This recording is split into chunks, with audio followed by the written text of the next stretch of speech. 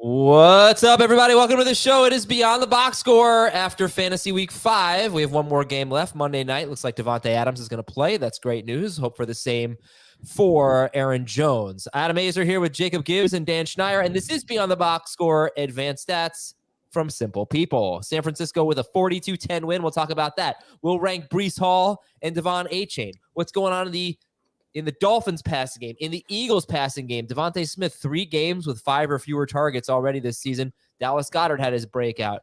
Stashing handcuffs. How much longer should you be doing that for? And we have some other topics. Oh, David Montgomery, is he going to be a top 10 running back? And is Gardner Minshew going to be a QB1 for the next 4 to 6 weeks? All right. Jacob, how are we doing over there? How's it going? I'm great. I'm actually really excited for the Achane and Breece Hall rest of season conversation. I dove into my rest of season RB rankings a little bit when I saw the question, and I'm like, this is really interesting from like RB5 to like RB18. It's like kind of interchangeable. Okay. Dan, I am in a pretty bad mood, and I just want to give you a heads up. I might take it out on you today. I understand, Adam. I'm in an equally as bad mood. Yours is probably due to real life things like your family and issues like. Oh, family's fine. Okay.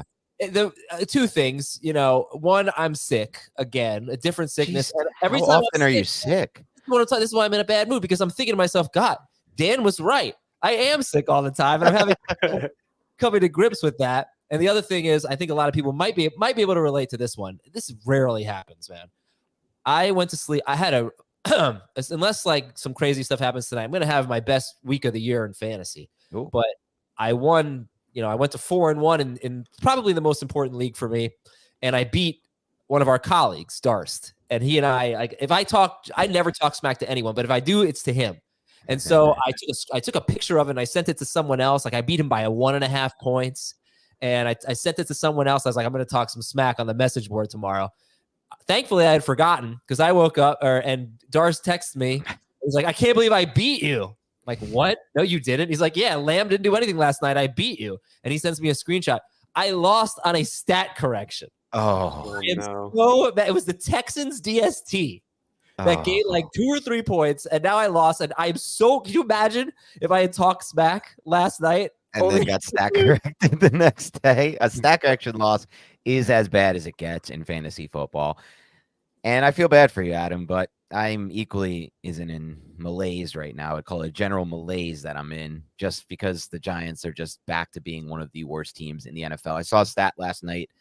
The Giants now have a DVOA of minus 72 point something, and that is the worst DVOA of any team in the NFL by over 30 points. Overall DVOA. They are arguably the worst team in the NFL through 5 weeks by DVOA. They are the worst team in the NFL. I don't even care as much anymore as a fan, Adam, but doing a podcast on a team this bad gets really, really depressing. Well, this should be a fun show. All right, Jacob, Yes. let's get away. Let's ramp it back up, talking about people like Devin Achane and Breece Hall and Joe Burrow, who I got to watch today. Yeah. Who was really good. By the way, Dan hosts a podcast called Big Blue Banter. San Francisco 42, Dallas 10. As bad as Giants fans feel, I bet the Cowboys fans are probably like, what's the point? We're going to make the playoffs. We're just going to get crushed by one of these teams right now. Yes. San Francisco wipes them out. And Jacob, what did you want to talk about from this game? On the Dallas side of things, it's really looking bad. And of course, you have to start the conversation with how weird the Dallas games have been this year. They've really only been in one game that wasn't just a wacky game script. But even like when I looked at the underlying data, like there's just a lot of things that are discouraging. So CeeDee Lamb is the first guy I want to bring up. His target per route run rate is at 22%, which is 30th among 81 qualified receivers, and is right in line with his rate in 2020 and in 2021. Last year kind of looks like the outlier. I think that CeeDee Lamb really took a step forward last year, and we saw him win against man coverage, press coverage, all the ways he wasn't winning before down the field. But so far, he's not been the same guy. And I don't know if that's adding Brandon Cooks or what that is a function of. But Brandon Cooks, right? I mean, he's that. Exactly. Cooks is literally doing nothing. He's 78th among 81 receivers in yard per route run rate on the year, and we've seen his yard per route run rate drop for 4 consecutive years now. Brandon Cooks. So, like, yeah, I don't think you can really attribute it to that. I don't know. Do you guys have any CeeDee Lamb thoughts? Yeah, I do. I mean, look, I brought up these concerns throughout the entire offseason on this podcast. I don't like the offense Mike McCarthy runs. I'm going to watch it on tape after this. I wish I had. Before this, I didn't have time for it. But I just have to watch these route combinations and I have to watch these play calls because I know the old Mike McCarthy system and I know the old Ben McAdoo system, which was an offshoot of the Mike McCarthy system. And I know what Kellen Moore was running with the Cowboys last year. And Kellen Moore was giving the Cowboys a weekly advantage from a route combination standpoint, from a play calling standpoint, from a design standpoint. I had my concerns about this offense from a pace standpoint because we knew the pace was going to slow down after going from Moore to McCarthy. But now I'm worried how much is he relying on these guys winning one-on-ones? Like you see what Keenan Allen has done in a half season, or in a quarter season with Kellen Moore over there as the big slot there. That was Lamb's role with Kellen Moore. That role isn't there anymore. It's not based on that. And so the offense isn't based out of that. So I'll watch more of the Cowboys, but I had my concerns to begin with Mike McCarthy taking off this offense and really cratering it. And so far, all I've seen is examples of that. I say in general, a lot of the guys we're going to talk about today are going to fit a similar theme for me. And that is, it's still too early for me to panic on some of the best players in fantasy. Okay. So I still believe in CeeDee Lamb. DeVonta Smith, I still think is just a phenomenal player and he's going to get his. Let's break that down later. Jaylen Waddle, I think is just too good for this. His ADOT is way down and that's bad, but it's small sample sizes. Like Waddle, for example, the first 2 games of the year, his ADOT was very high. In his last 2 games, his ADOT was very low. So overall, it looks pretty low. And we want him to go downfield a little bit more because he can do that. But, that could easily change next week. You look at Dallas Goedert, like 1 week changes everything, right?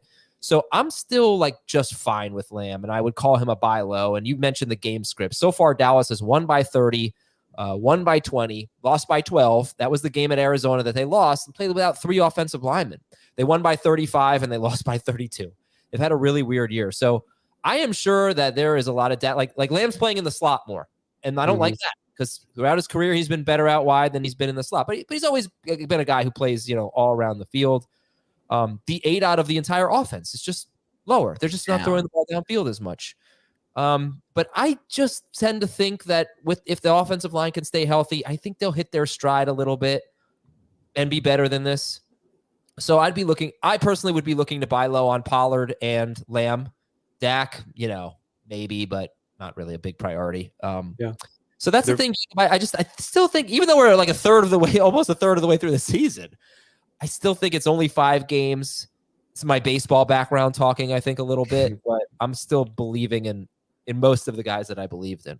I always believe that more with baseball, though, than football. It's just probably a better conversation for another podcast, Adam. But in baseball, I feel like, and this is from playing fantasy baseball and covering it for years, I feel like it's more like a game like that where the guys who are can go on runs and can go on streaks. In football, I don't know if there's such things as runs and streaks. It's more just matchup based, and scheme is a huge part of this, I should say, not problem. And in my mind, the Cowboys scheme is an issue. They are not generating things downfield for a reason. The route combinations and the play calls. It's not just all the offensive line's injuries in my mind. It's a big factor here. And Dak Prescott is not. He played how long did he have in Kellen Moore's system? He had that thing down at that 4 or 5 years. Right. Yeah. He had that thing down at that point. And now it's going to an offense that, from most people who watch the tape would tell you is a lot worse schematically than what Kellen Moore was running.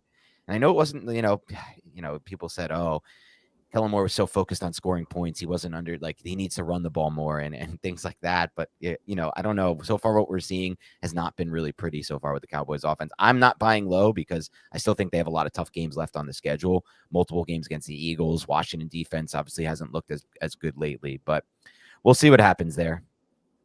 I just wanted to say that that's the reason that I viewed it through the per route lens is because that kind of filters out things like game script and blowout. And it's just his per route data is way down in conjunction with a lower ADOT.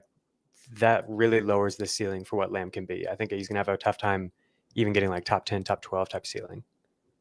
All right. I'll take him. I will take him top 12 rest of season. I still feel strongly. There's a lot of receivers that are exciting right now. The last thing is Tony Pollard, man. It's been really bad, worse than I even realized. He's dead last in avoided tackle rate among 29 qualified running backs. That's obviously been an area that he's excelled in the past. 18th out of 29 in yards after contact. Another area where he's been top 3. We expected the efficiency to drop off with more touches, but dead last in avoided tackle rate. this is what I wanted to talk about today on this game, at least. Like, can I ask you guys how you feel about this? And I didn't have a chance, unfortunately, to watch it on tape today, but I did watch it last night, obviously. And I've seen other Cowboys games. I don't feel like Tony Pollard looks the same as he did before the injury last year. That's where I'm at with Pollard. And I think the data Jacob just brought up backs all that up. But like in open space, he doesn't look as explosive. He doesn't look as elusive. Maybe it's an issue of now he's the lead guy, or maybe it's an issue of he's not fully 100% back from that injury that was what they injured in the divisional round of the playoff, back for week 1 of the regular season. For what it's worth, Jared Smola quote retweeted my Dallas data and like tagged like all the Twitter docs and was like, "Do you guys think the leg injury is a factor?" And they were all like, "No, I don't think that's the problem." Okay. Well, those are Twitter docs. Pollard reminds me of the ETN conversation that we have, where I kind of don't care because he's going to get so much work and he's catching passes. Right. That there are going to, and he had like the first 3 games of the year, 22 points, 20 points, 15 points. Now he's had 2 bad games in a row. But again, like even if he's not the same player, I just still think he's a true workhorse back who's involved in the passing game. There are not many of those.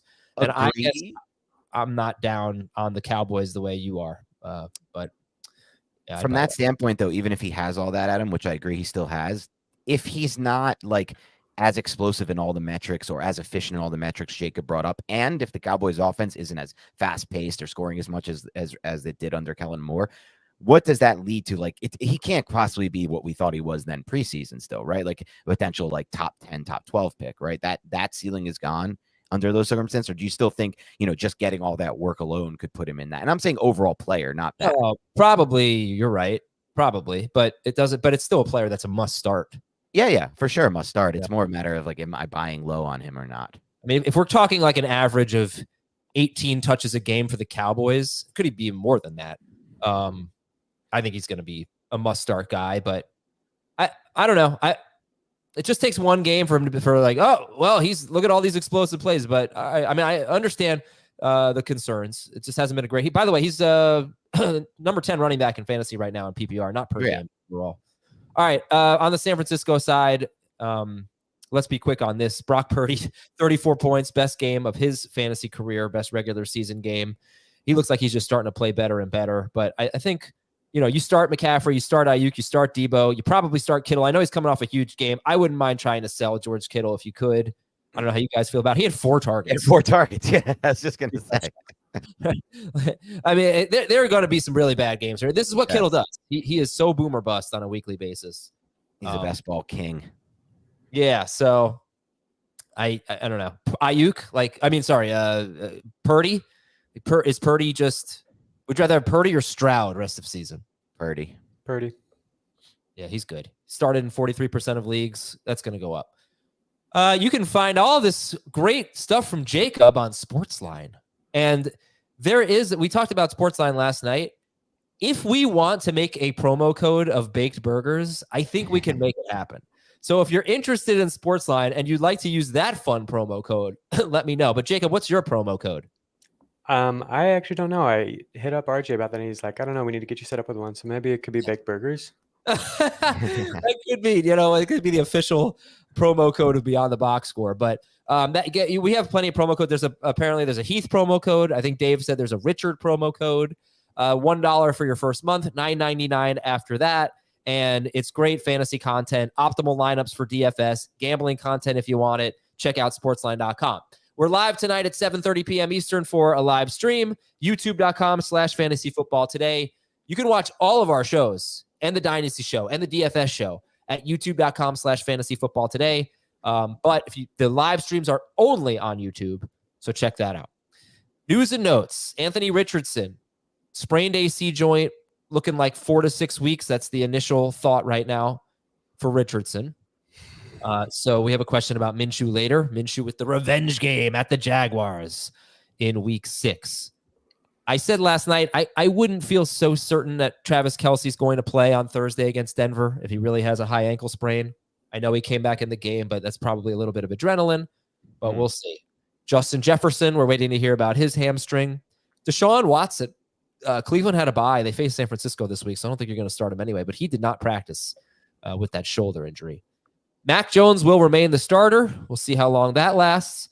Brian Dable's optimistic about Daniel Jones playing this Sunday night at Buffalo, getting some game of the week vibes on that one, right? James Conner left with a knee.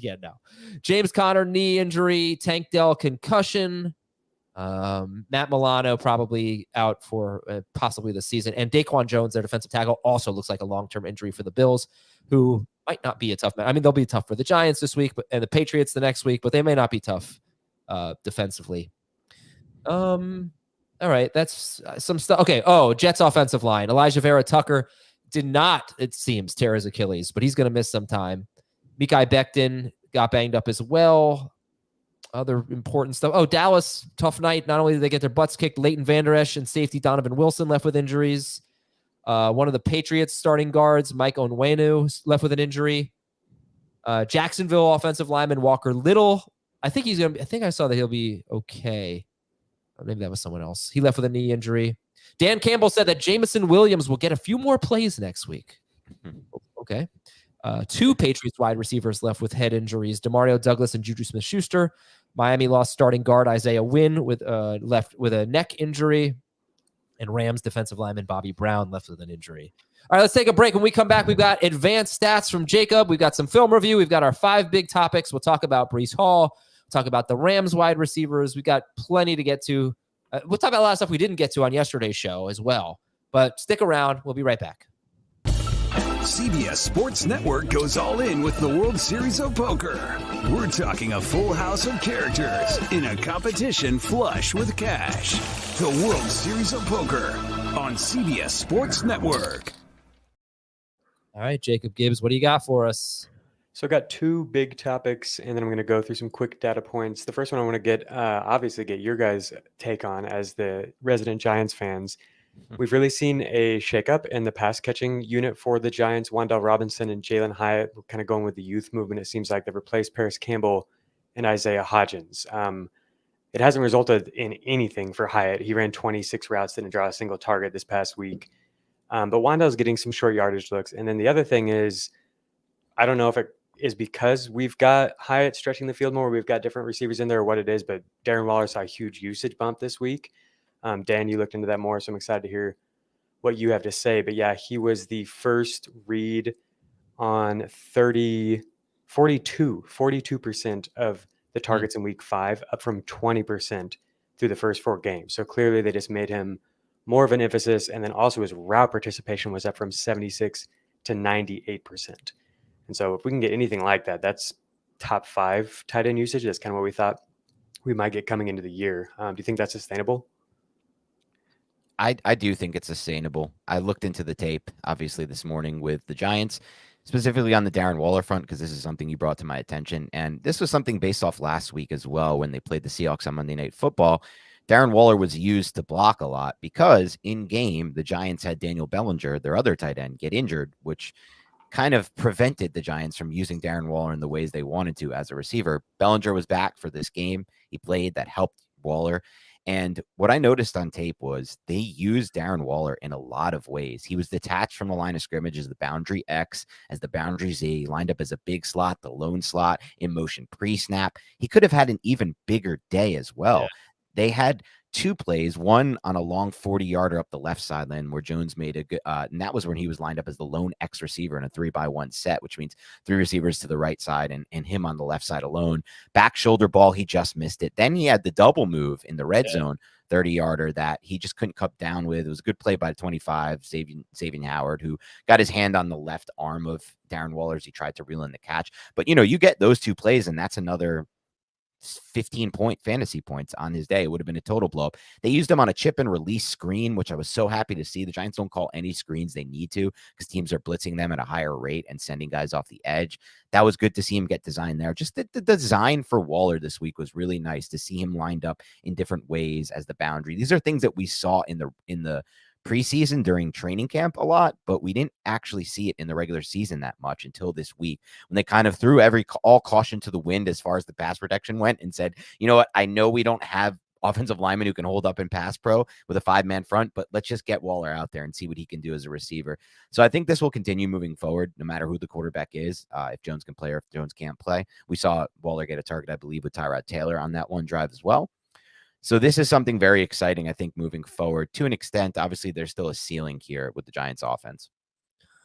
Yeah, we talked about selling high on Darren Waller on last night's show. Heath brought that up, and I don't think it's a bad idea. I mean, I do love the usage. 8 catches for 86 yards this week, but you just don't want. I don't want to put any faith in this offense. They're terrible. I do think they could get okay later in the year, but all the things that were working for them last year just are not working. I mean, they don't do any of the same like play action, bootleg, and tricking people. Like, that's just gone. They were just a step ahead of everyone last year. Well, it's gone because the defenses have adjusted to it. They can't. They tried it earlier in the year, and you can't anymore. Yeah, so I don't know. It was a great day for Waller, but I have Waller in one league. I'm probably just going to hold on to him and start him every week. I'm not going to really look at streamers, but I think you might be able to turn him. Might be able to trade him if you have like 2 tight ends that you like, and he's one of them. Not a bad idea to get rid of him because I just don't see like you said, there's a ceiling there. I don't see a huge year coming for Waller, unfortunately. All right, what's next, Jacob? Or you want to talk about that? I was curious what you guys think of him compared to Kittle. Like if you had Kittle and you could trade for Waller and upgrade another position, would you pursue that? I would prefer Waller still, personally. I'm like Adam said, I just don't trust like Kittle's going to have blow up weeks, and I guess if you're just starting these tight ends every week, no matter what, it's kind of fine to have a Kittle. Like it's like you can almost play tight end like best ball in fantasy football these days, but just because there's no one consistent really at the position. But I just also like the involvement more for Waller. Like Waller is not like if they're going to move forward with this type of offense, and I think they are. That means they're going to try to feature and get Waller targets. I'm not so sure the 49ers are trying to get Kittle the football. Yeah. Okay. The other topic was Joe Burrow and the Bengals. So just going to plug Sportsline, Beyond the Boxscore and Sportsline. We hit on Joe Burrow's breakout here. I think this was the perfect spot for him. The Cardinals only blitz 16% of the time. The league average is 29%, but we've seen teams blitz the Bengals a lot more to kind of take advantage of the cap. With Burrow, and the Cardinals blitz rate was up to 23%, so it's still well below league average, and we saw him light it up, obviously. I dug into his game a little bit and wasn't super excited with what I found, and I think you watched it, so I'll hear from you. His off-target rate was actually the highest it's been in a game in Week 5. His average depth of target, time to throw was pretty much right in line, so I didn't see anything that was like a clear change from what we've seen. I think it was mostly a really soft matchup, and Jamar just went nuts. Yeah, so my thoughts. Go ahead. No, that's interesting. No, I'm curious, because Dan did watch the tape of Joe Burrow, so I was surprised. I thought Jacob would be like, "Oh, Joe Burrow's back." All right. What are you thinking, Dan? So first of all, I want to just further what Jacob said. This week on Sportsline, prior to this week, Jacob called out Joe Burrow as having the best chance of having a big bounce back week. You can find that on Beyond the Box Score. There's actually an article with the same name as our podcast on Sportsline. Excellent data in that article. In my opinion, the best data basically that we have to offer, with the exception of maybe and probably Dave's lineup decisions. Both are just elite content, in my opinion, from a data standpoint. One is on CBS, one is on Sportsline. Now, as far as the film goes with Joe Burrow, I would say there were a lot of factors in this that led to his performance. The first one being that Joe Burrow did look more comfortable operating with the situation that he has. And by that, I mean, he is still injured, though he looked better in this game. How do you know that? How can we know that for sure? It was still all shotgun in this game for Joe Burrow. And, that means they don't trust him yet, or he doesn't feel comfortable yet going under center, operating from a deep 5 or 7 step drop off play action and pushing off and putting all that weight on his calf. It does limit the offense, but I think in this game, there were 2 factors that led to this strong performance. The first one is they did everything they could to feature Jamar Chase. That meant Jamar Chase spent time lined up in the slot. That meant different screens for Jamar Chase. He caught 3 different screens. That meant a play with 3:47 left in the first quarter where he was lined up in the left slot. They faked the handoff to Mixon. They showed counter with the handoff to Mixon to the left. Chase comes screaming around the formation with the tight end in to kind of block, chip, and get in the way of the end man on a line of scrimmage who was defensive end. And that just led to a quick, easy throw for Jamar Chase. There were a lot of different quick, easy stuff for Jamar Chase and different ways to get him the football. The 63-yard touchdown pass, I thought it was more on the defense with a weird coverage. The cornerback passed off Chase to the safety, but there was no safety in that deep half on the left side of the field. He was lined up in more of a robber role down toward the line of scrimmage. It was a great job by Joe Burrow to recognize the post-snap where the space was and throw the ball into space. And it was a hell of a throw. I mean, he threw it, led Jamar Chase there. It wasn't like he had to slow down for it. But I also feel like that was almost more on the Cardinals and a little bit of a coverage breakdown. It seemed like the biggest thing is like, I think, look, if teams are going to play the Bengals the way the Cardinals played the Bengals, Joe Burrow is going to have some big games. But like the teams that are going to play him, like the Browns did, or like some of these other teams did, which is more everything on the line of scrimmage, press up on the receivers, blitz often off the edges. That's going to be where there's a problem because he can't really maneuver that well, and he's always in shotgun. He's never under center. So you can't counter that aggressive style of defense by running the football and taking advantage of the gaps that are going to be open in the run game because the opposing defense using blitzers. The Cardinals didn't really do that often. They did it on a lot of third downs to get Burrow off the field, a couple of the interceptions, but then they also played a lot of, they played a lot of defensive personnel and scheme where it just gave Burrow a chance, in my opinion, to have that time he needed to kind of throw the football.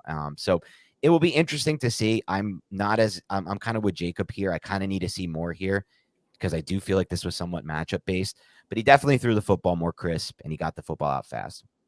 I'm starting him next week against Seattle because he's improving. And that's the thing. He's not going to be the same week to week. He's getting better.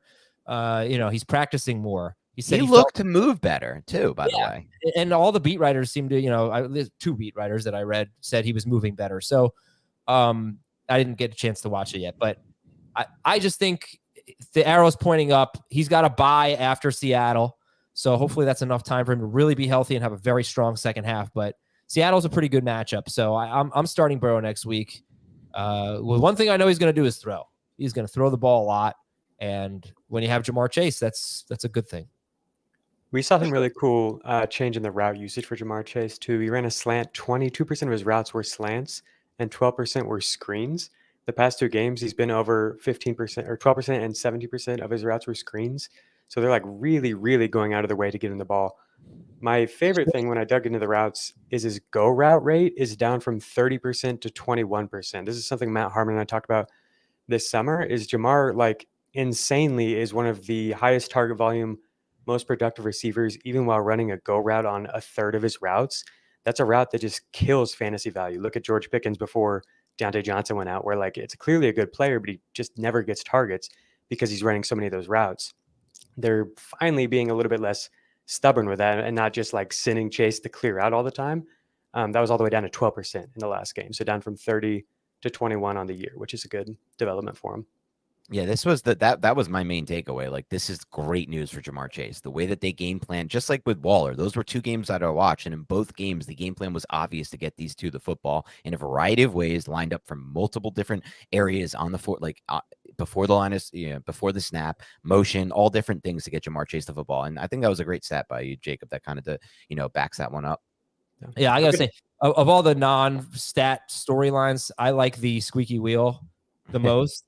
And Darren Waller, he didn't really complain, but they said they wanted to get him the ball more. Jamar Chase, I'm always bleeping open. It doesn't always work because, it's supposed to happen for Goddard in week 2 and things like that. But I do like that. A.J. Brown throws a fit on the sideline. It seems to work more than it doesn't. It really does feel like it works more than it doesn't. You should follow the squeaky wheel. All right, what else we got, Jacob?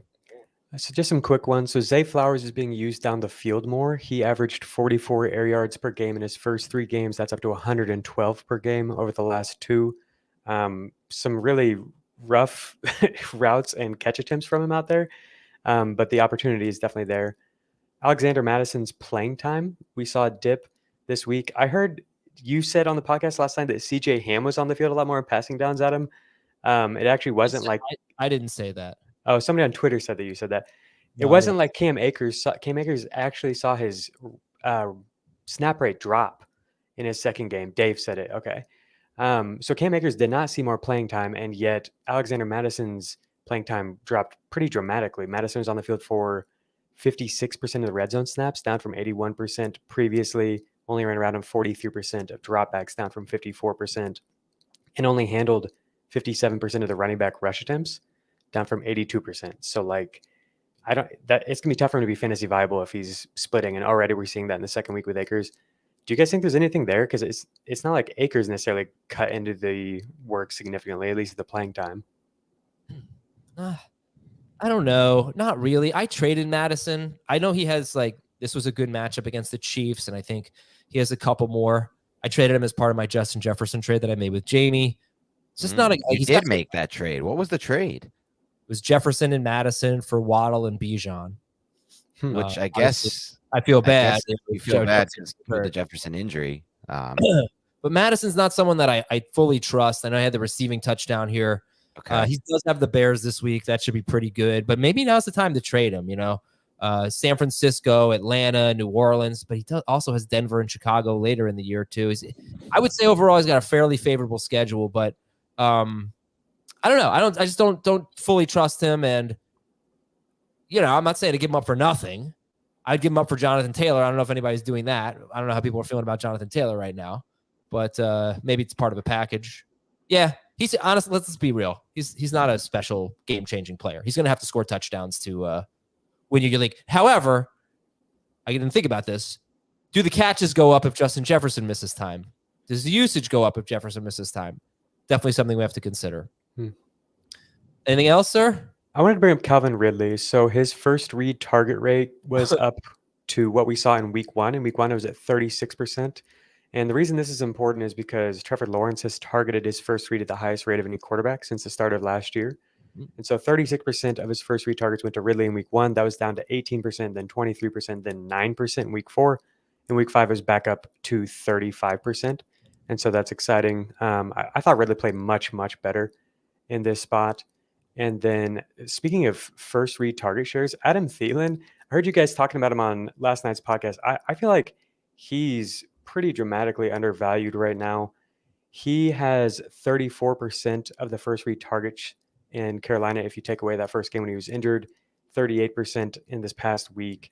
He has 38% of the red zone targets over the past month as well. There's really only a handful of receivers who have that type of usage. Obviously, it's coming in Carolina, so there's a huge grain of salt to take with it. But I think he's, the way I'm projecting him right now, he's like a borderline top 20 receiver each week, which is insane. Would you guys rather have Adam Thielen or DeVonta Smith rest of season? Smith, but right now they project similarly, which is so nuts. How about Adam Thielen or Deebo Samuel? I think I'd still rather have Deebo Samuel. But I think so too. Yeah, but you almost got me because I'm kind of low on Deebo. All right. Some snap count stuff. Calvin Ridley. Zay. Okay, it was Zay Jones. It's actually about Christian Kirk. Wanted to see when Zay Jones was playing. Christian Kirk, was he uninvolved? No, he was out there. Ridley played 38 snaps, 24 routes. Kirk 34 snaps, 24 routes. Jones 27 snaps, 18 routes, and Ingram 22 routes. So it was Zay Jones who had the fewest routes run. Now, part of that, he got hurt very late in the second half, so part of that may have been when he was hurt. But anyway, it was pretty even. But Christian Kirk did not come off the field like he did in week 1. That was good. Jonnu Smith played 8 more snaps than Kyle Pitts. I saw Jacob tweet about this. I don't know what happened, but Josh Reynolds only played 47% of the snaps. Any thoughts on that? Yeah, he was, I think, 3rd or 4th among the receivers in routes run. He's a little bit banged up. That would be my guess. But yeah, Jameson Williams played more than him.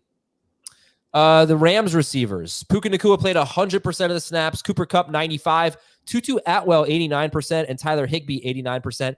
And, I did go back and watch all of the throws for Stafford. He was under pressure a lot in the second half. A lot. Like a 56% pressure rate in the second half, which is crazy. The Giants would be laughing at that. But Tutu Atwell actually had, he was open. It was a tough play. But he got open. It could have been a 63-yard touchdown. Stafford threw like a dart up the seam, and it was just a little bit overthrown. But Atwell got behind a couple of defenders. And then Atwell had a drop. Probably would have been about a 15, 20-yard gain. I dropped him before the game for Michael Gallup. I was just taking a shot. And I don't know. I was kind of impressed with Atwell. He might be a number 3 receiver. I don't think he's going to be anything better than that. But there was some production left off the field for Tutu Atwell. He's just fast. He's fast and he gets open.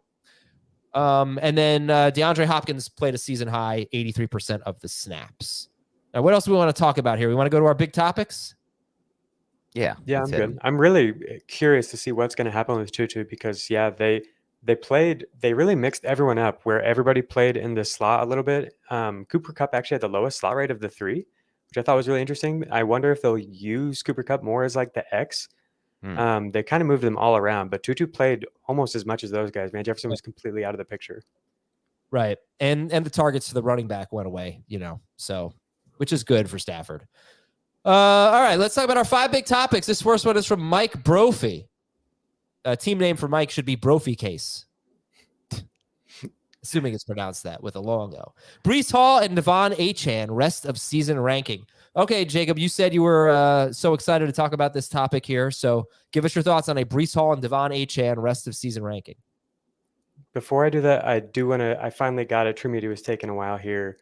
Zay Jones only played 3 of the plays with 2 receivers on the field compared to 16 for Christian Kirk, which is significantly different than what we saw in the preseason and in week 1. So it seems like he's kind of played his way into that role because Zay Jones he played 36 snaps and ran 24 routes. So it's not like that was all after he got hurt. Okay, so these two, I'm really curious where you guys land on them. I had Fantasy Pros expert consensus. I looked up. They had Breece Hall at RB21, Achane at 24. I think those will both rise after this week, of course. That's for rest of season, or that was for rest of season? Okay. I have them RB12 Achane and RB18 Breece Hall. Is that even the order that you have them in, Achane over Breece? I would take Breece Hall. Yeah, I feel like I hear the CBS crew be like super high on Breece. I would take Achane, but go ahead. I feel like the ceiling is so much higher in Miami's offense, right? Like this was the absolute best situation we just saw against Denver, and man, I'm worried about the Jets overall. And then the other thing with Breece for Breece Hall, like if he's going to be their workhorse and the focus of their offense, he's going to do it. I'll be interested to see how he does against the Eagles. And even if he struggles, I don't think you freak out about it. But I just I'm so excited about the work for Breece Hall, but I'm not really going to argue so much against Achane, but go ahead. There's room for growth for Breece too, because he still doesn't have the passing down role. He only ran 10 routes in this game. They really use him on early downs pretty much exclusively.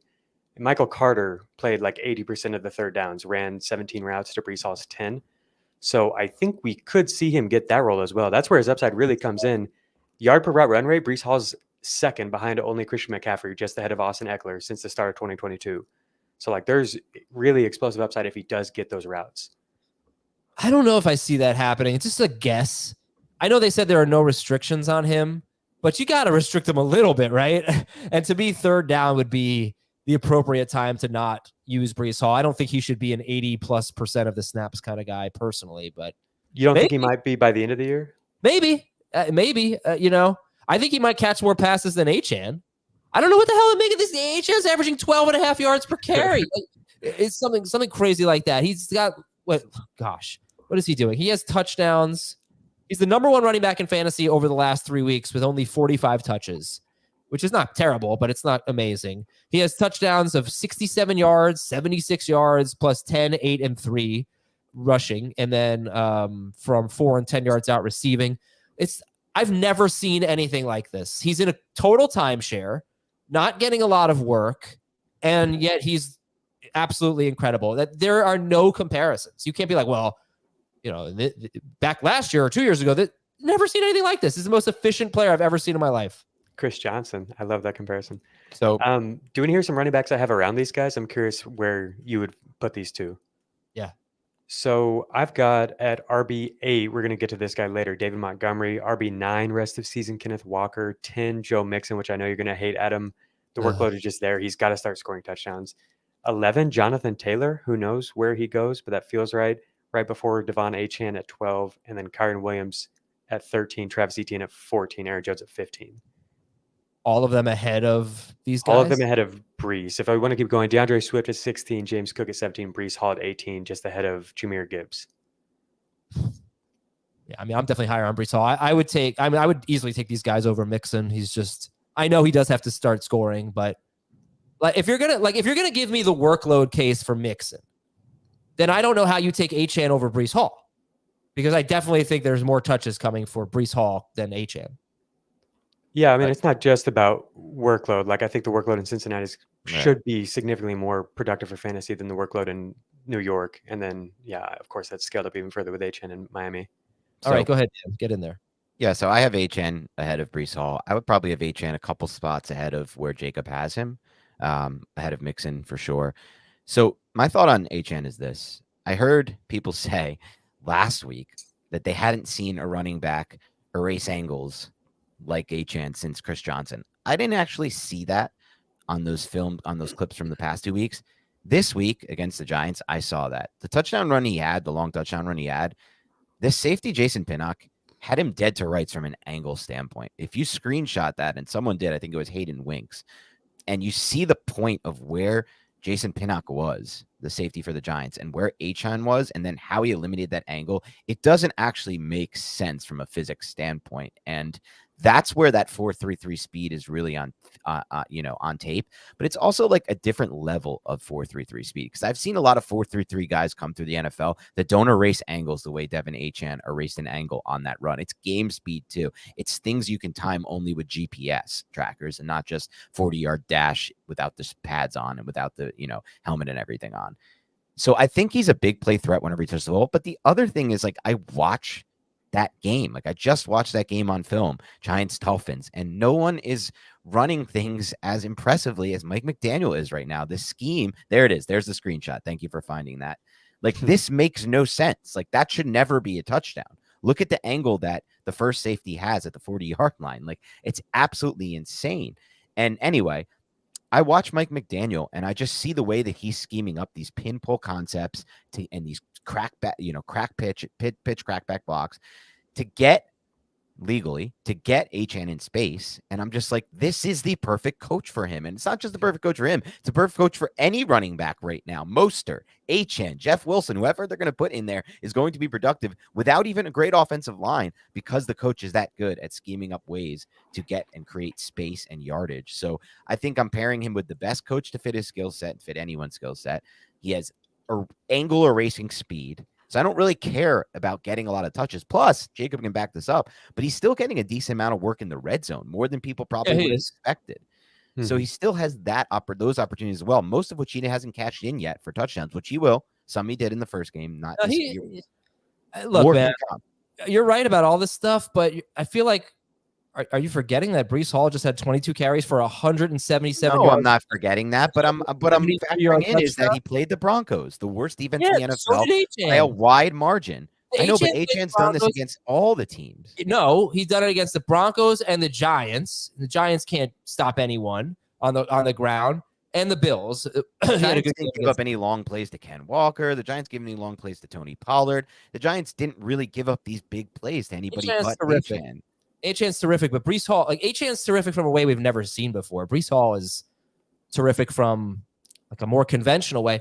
I think Breece Hall would have been a candidate to be the number one pick in fantasy this year if he didn't get hurt. If Rodgers was healthy, sure, but I just don't know if I can believe in this offense to look this competent against anyone but the Broncos. I mean, it's a fair point. What do you guys think about DeAndre Swift compared to these two rest of the season? Oh, I'd take them both over Swift. I'd go Achane, Swift, Hall for me. Kyron Williams? I'd take both of these guys here, Kyron. Kyron's last for me. Yeah. I love Swift, but, I love how much they threw to him this game. Right. But, it's a good segue to our next topic here. We'll talk about the Eagles passing. But the brotherly shove is just too much of a detriment, I think. All right, we got to take another break here. When we come back, we got 10 minutes left for 4 topics, guys. All right? We'll be right back on Fantasy Football Today.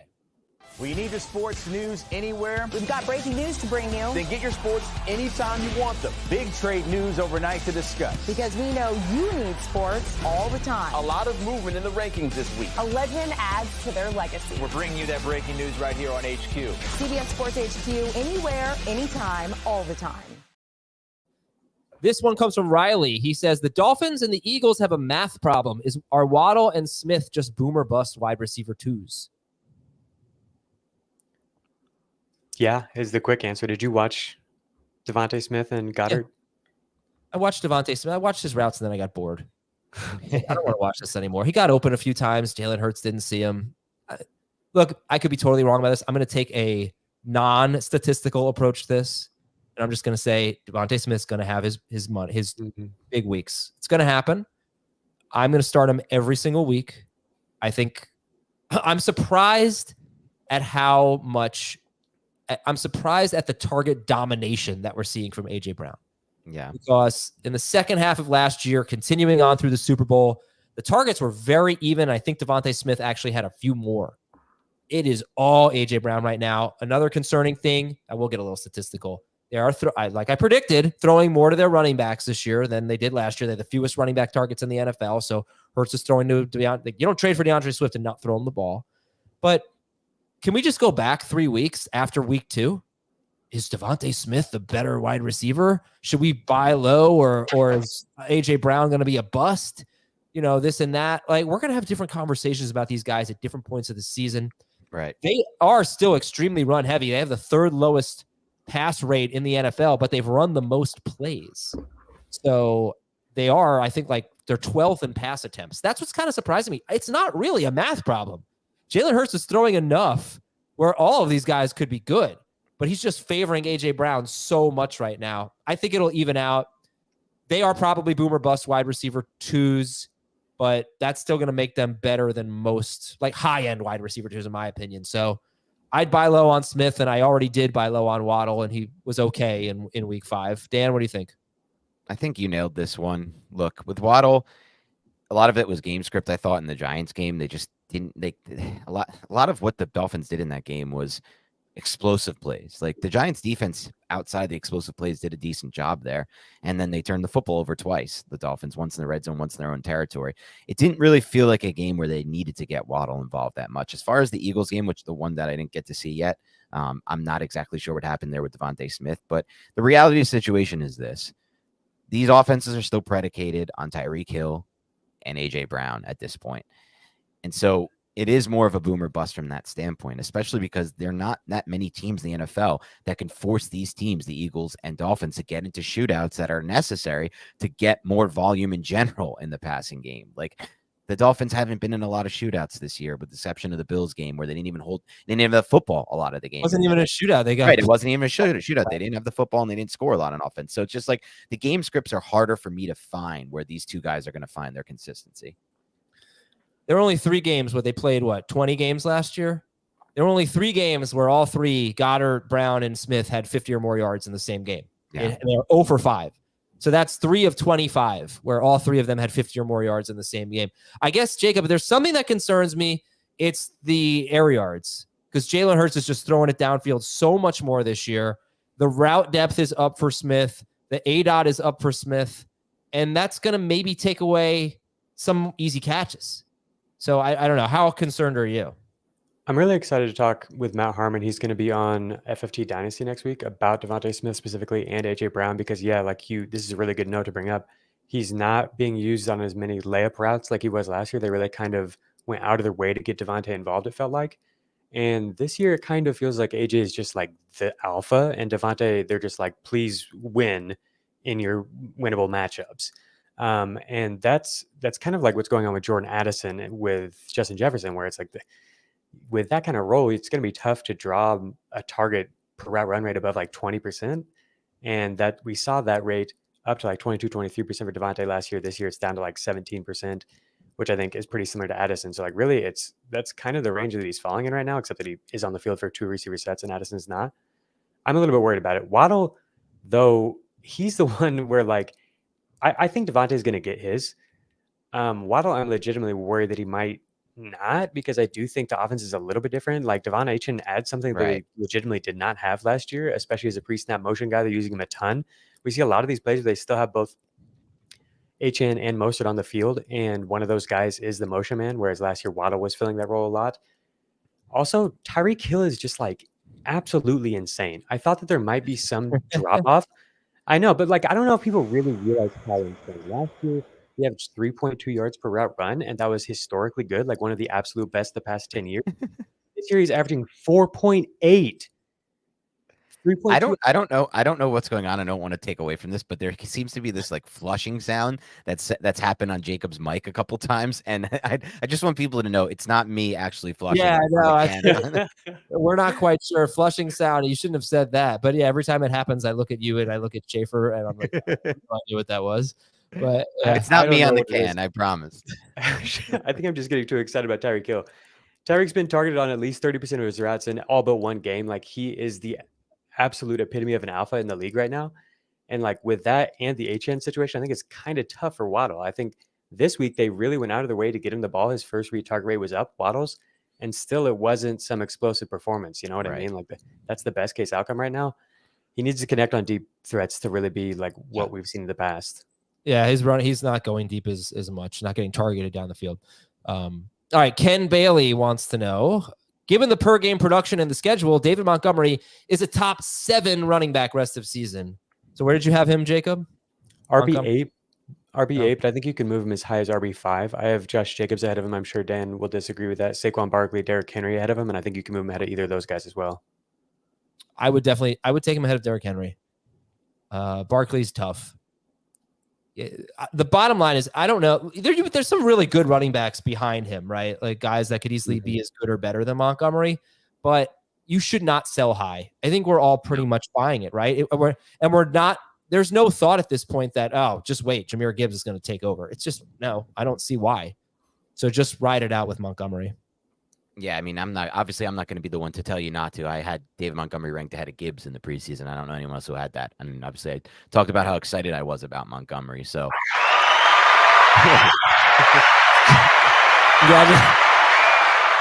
congratulations, Dan. I mean, we heard it on the podcast. I'm sure I can prove it somehow with some of the podcasts. We'll just have to look back, but it's not going to be time for me to sell high on David Montgomery. I think this is the reason I liked him so much. He's running behind one of the best offensive lines in football with one of the best offensive schemers in the game. I mean, if you watch some of what Ben Johnson did, there was a play this week where I'd never seen it before. They had a quarterback lined up. I think it was Goff went into the shotgun. Goff was under center. They had a direct snap. Yeah, there you go, bad guy. They had a direct snap to Montgomery from under center with Goff under center. I've never seen that before. Goff took like a step back, and it led to like a 6-yard gain. This dude is just running really well, and I think Heath did a good job of pointing to it last week. But Austin Eckler did a great breakdown of why David Montgomery is such an underrated runner in the NFL, and how sometimes the stats don't back it up. And what did he say? Because this pissed me off. Like I don't think David Montgomery is a good runner. I'm sure he's a good running back. He probably does a lot of good things that are important to your team. But I just look at his stats. And he did have a long run in this game for a touchdown. It's like 40-ish yards. He is boring. He is not fast. He does not have breakaway speed. And I think a lot of running backs would do even better than David Montgomery. It doesn't matter because I think he's going to be great for fantasy. But this is kind of the whole... I know it seems like that on the surface, Adam, but this is kind of the whole reason they went from DeAndre Swift to David Montgomery as this lead. So what did Eckler say? Do you remember? I don't remember exactly what he said. A lot of it, there were some specifics about how he reads zone runs, and the general idea of what he said, though, was processing, something I've talked about a lot on this podcast and other podcasts. Mental processing is something for running backs. People think it doesn't matter, but it matters a lot. The ability to set up the blocks, the ability to understand the leverage, the ability to understand where these holes are going to be based on the entire play and the blocking scheme, and letting some of those develop. There's a reason why this offense looks a lot more, in my opinion, effective with him in the game instead of DeAndre Swift last year. And a lot of that has to Swift got you love to pick on Swift. I don't love to pick on Swift because now he looks great with this Eagles great. He's got a great offense. Dude, this is what okay. I'm going on a rant here. This is from Benjamin. He says, remember how inefficient and bad Adam thought Monty was? Dude, look at his yards per carry. He's averaging 4.2 yards per carry. And before this game, he was averaging 3.8 or 3.9. The Panthers have one of the worst run defenses in football. If he didn't go off in this game, I would have been shocked. So here he was in week 1, slamming ahead into the Chiefs line of scrimmage without Chris Jones and getting like 3.7 yards per carry. Now you're going to tell me yards per carry isn't everything. I understand that. But this to me is like a Kenneth Gainwell versus DeAndre Swift thing. DeAndre Swift is so much better. I don't understand what the hell they were thinking in week 1. DeAndre Swift is better than David Montgomery. Montgomery might be able to process things better, but I guarantee you, if you put DeAndre Swift on this Lions team and gave him the workload that David Montgomery is getting, I guarantee you he would be a better fantasy running back than David Montgomery. I straight up guarantee. He might be, but doesn't even get targeted. He doesn't get targeted because you don't want to just give David Montgomery the ball in space. He can't do anything with it, Dad. I think what you're missing potentially is that some of these positive runs that Montgomery's having, what you might be missing, according to the coaches of the Lions, is some of these positive runs that Montgomery's having are runs that weren't positive on Swift's tape because Swift wasn't processing them as well. And they might feel the same way about Jahmyr Gibbs. He's a rookie. He doesn't understand things and process things the way Montgomery does. And they don't want negative plays because that puts them behind the sticks. It makes it harder for them to stay on schedule. From a fantasy standpoint, I want a guy who can break a big play. Okay. But guess what? We're learning here that they don't want that. They want to stay on schedule. And from a fantasy standpoint, if they believe Montgomery keeps them on schedule, they're going to keep Montgomery in the game, as we've seen this entire I'm not season. arguing that at all. Yeah. I am all in on David Montgomery this year from a fantasy standpoint. I just don't want to hear all this stuff about how good of a running back he is because I'm sorry, at some point, yards per carry. I meant good for NFL standards. Yeah, that's fine. He can be, but from a fantasy standpoint, like yards per carry has to matter. Efficiency. I mean, if you want to make fun of me for calling yards per carry, the stat people will call it efficiency, and then you'll be like, oh, okay, well, they're right. So it's the same thing. He's not that efficient. He hasn't been with a I went through this crap. They've got Justin Fields now. He's got a mobile quarterback. Watch his efficiency is going to spike. It didn't. Oh, he's running behind the Lions line of scrimmage. His efficiency is going to spike. Okay, it's at almost the career high, 4.2 yards per carry. I guarantee you, DeAndre Swift's behind that line. He's at 4.8 or more. No way. He was just behind that line last year, Adam. He was just running behind that all line. year. Oh. He was hurt all year. They barely used him. Give him. You didn't see the clips with Deuce Staley and the running back coach there and everything that went down with DeAndre Swift. He wasn't running the ball the way they wanted him to. And guess what? You can look at yards per carry as an efficiency mark, which obviously in a lot of ways is not diluted, but it's changed by the big running plays, which Montgomery doesn't have, the breakaway ability. But what they're looking at from an efficiency standpoint, Adam, is how many times do we have a run that goes for negative yards or 0 yards or 1 to 2 yards? And he doesn't give them that many of those. Agreed. You are right. A lot of those. You are right about that. And it is an NFL versus fantasy discussion. And you're 100%. He is a good fit for them. And he's going to be great for fantasy. And because he's a good fit for them, he's going to stay on the field. I'm not arguing with you at all. This is not about his fantasy value. You and I completely agree on David Montgomery, and he's probably a better running back. He's a steady running back. I like home run hitters in fantasy. That's why I drafted ETN. That's why I drafted Ken Walker. That's why I drafted DeAndre Swift. I thought Gibbs would be that home run hitter. I'm going to be wrong about him. He probably could be a home run hitter, but they're not going to take Montgomery off the field. But that's okay. I think we're arguing two different things. This was really more like, I'm sorry, I just don't really see why people think David Montgomery is so good, but okay. In fantasy, he's going to be really good. All right. Last question here. We'll do this quickly. Oh, there's two more. All right, I'm gonna do this one in like 10 seconds. From Brandon, it says Gardner Minshew as a potential QB1 for the next 4+ weeks. No, I don't see it. I don't like the weapons enough. They're gonna run the ball a lot, and the matchups aren't great. Okay, next up about Anthony Richardson's injury. We can move forward, but it just sucks for fantasy. He's so fun. It really stinks, but he'll be back. This is from Zarlos Cambrano, which is a funny name. Carlos Zambrano. How long should we stash lottery tickets like Tank Bigsby and Zach Charbonnet with the bye weeks coming up and the little production shown? I put together a stashometer if you'd like to hear it. Oh, yeah, let's do it. A 9 out of 10 rating. Top of the stashed list for me is Roschon Johnson, especially with the Herbert injury. I think he could walk into like a... Isn't he hurt as well? Role. Is he hurt concussion. As well right now? Concussion. But like high ankle sprain might keep Herbert out for a month. True. Tajay Spears is actually next for me. Him and Zach Charbonnet, I have both at 7 out of 10, ahead of Jaylen Warren, which I think most people won't agree with.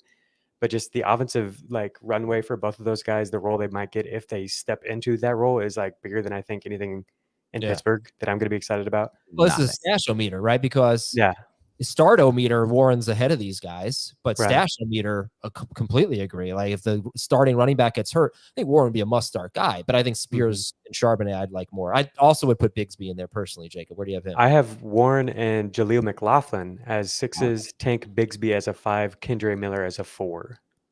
Okay. That's good stuff. Yeah, look, it's a tough question to answer. It depends on your record. It depends on your team.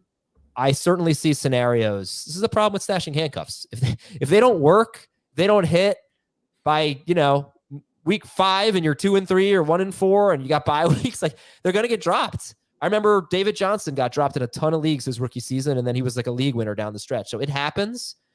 It's really a personal thing. It's got to be your team's needs.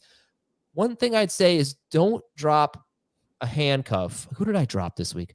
I dropped Sean Tucker because I think he's nothing. I think Keyshawn Vaughn might have taken his place. I don't even know, but I dropped him for Latavius Murray because I needed a spot start in a 14-team league and I had buys and injuries. But like that, I would not have dropped Zach Charbonnet. Even if I thought I was going to lose a week, I wouldn't have dropped a really good handcuff for a guy like Latavius Murray who could give you 3 points. Don't do something like that. If you have to drop that handcuff, it better be a player that you think could really help you win that week. Agreed. Okay. Agreed on that. Sorry to hog the mic at the end there. Just needed to, No, it's all good. You had to get your Montgomery rant in there. I understand.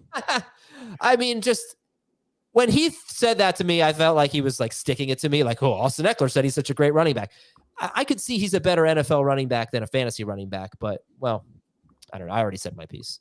No, I thought it was a good argument. I mean, I get it. I just think there's a reason he's on the field for the Lions, and it's going to help. Obviously, we went over this. Yep.